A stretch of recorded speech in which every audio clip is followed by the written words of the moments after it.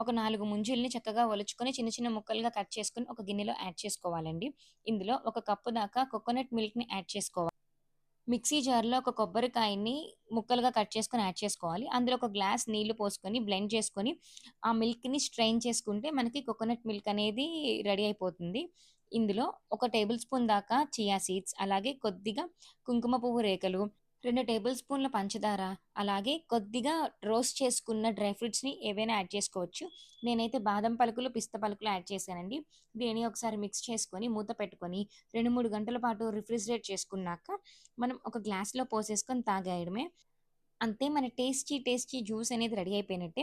ఇది చాలా టేస్టీగా ఉంటుంది. అలాగే ముంజులతో చేశాము, కొబ్బరి పాలతో చేశాం కాబట్టి మన బాడీని కూల్ చేస్తుంది. అంటే సమ్మర్‌లో హీట్‌ని బీట్ చేయడానికి చక్కగా యూజ్ అవుతుంది.